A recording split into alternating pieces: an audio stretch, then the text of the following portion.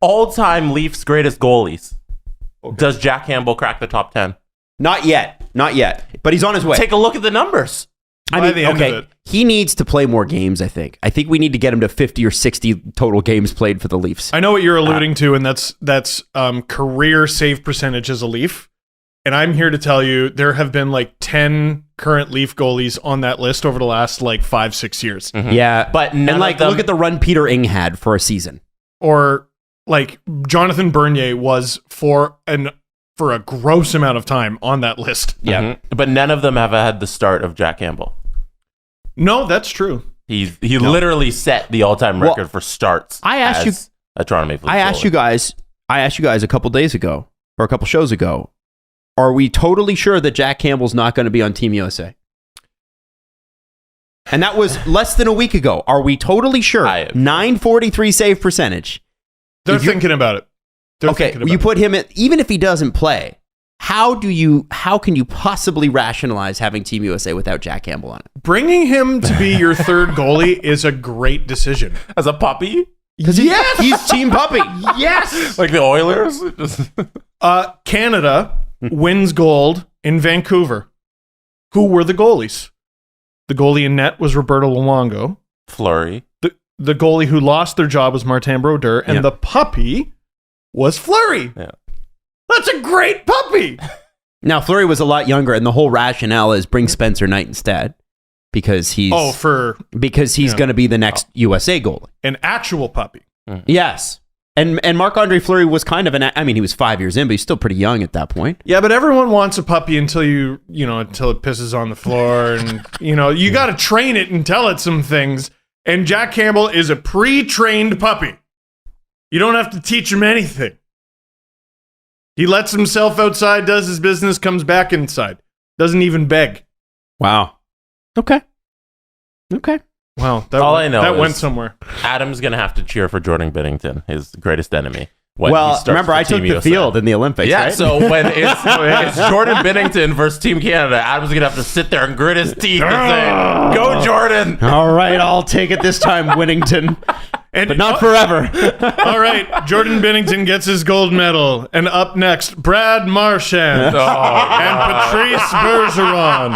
And cheering for Team Canada is always tough. It's tough. But it is nice to kind of cheer for the guys that make you crazy. So listen, Jack Campbell, again, spectacular last night against Nashville. And I think we need to talk about a couple of other things here. I think Jack Campbell's contributing to this. The penalty kill for the Leafs. Real good.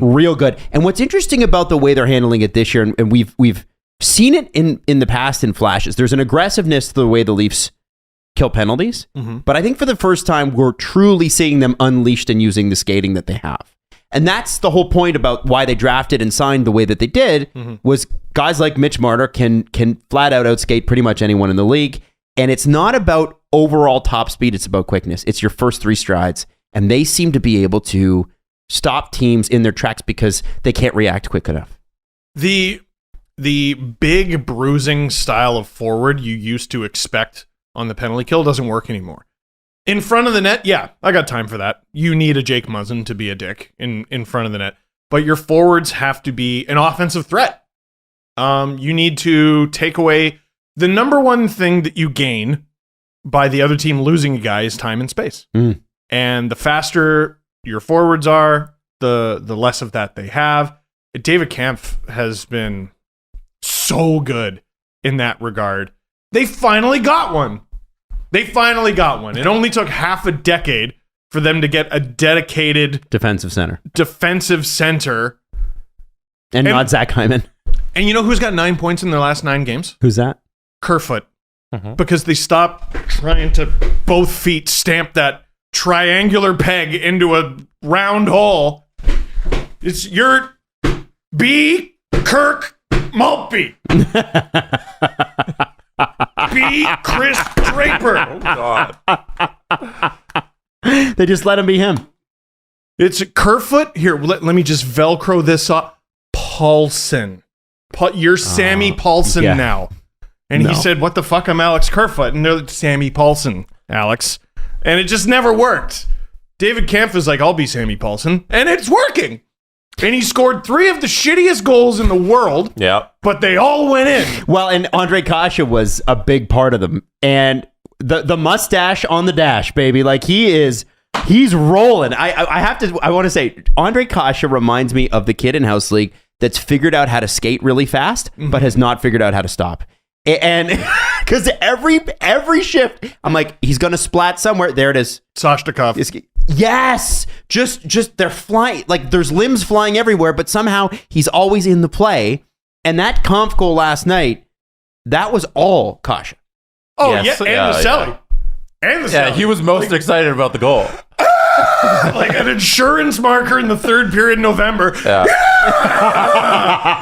You know how you get to Carnegie Hall, don't you? Practice your playoff celebrations. Yeah, that's like you knocked off the Penguins to advance to the next round.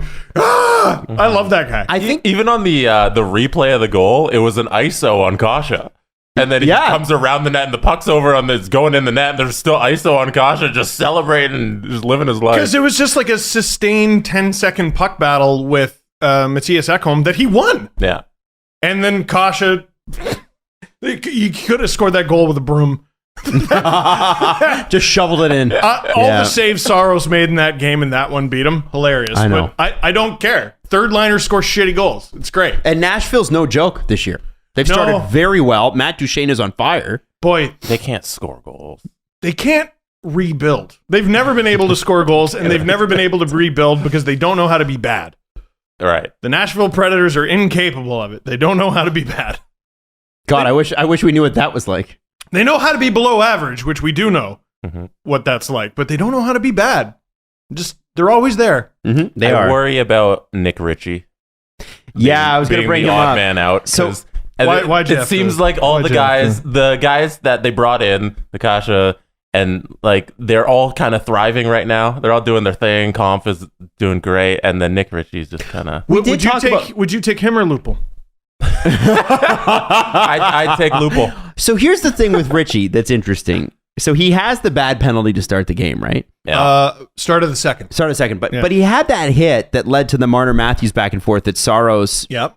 stopped. Robbed. That's the Nick Ritchie that they need him to that they need him to be. And I just remember when Marner wasn't scoring and I was going crazy and Steve was going crazy and all of this, and he scored that garbage goal and didn't even play a great game afterwards. I think it was against Chicago. Yeah. And he looked sad at the end. Yeah. He looked relieved. He looked the relieved. word you use. He was just like, oh, fucking finally. Yeah. And then the next game he scored, and then he's had what?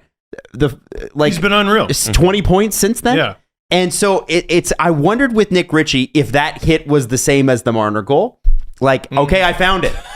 And then the next period happens. Okay, listen, I'm trying. For there was Nick. a- I do not want. He got benched. I know, but I don't want to pile on the. I want it to work. There was a tweet yesterday that was it was Richie taking the penalty. It's a screenshot of Sheldon Keefe Yes. looking up at the video screen. And then the next screenshot is him staring a laser beam at the penalty box, followed by a Terry Cochan tweet. Yeah. Nick Ritchie taken out of the forward rotation. Now that didn't last very long because I didn't even notice it.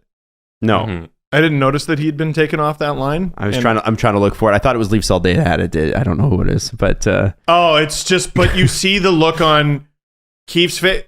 Those are two penalties: the helmet chuck and the the helmet chuck. Oh, Nick. And the way I phrase it in the LFR, it's you need. I have a 1-year-old son, and I need him to eat, and I know he can eat. I've seen him eat, so I really want him to eat because kids need to eat to live. And so I go, here comes the airplane, and you go. And Sheldon Keefe is going, Nick, here's a spot on the first line.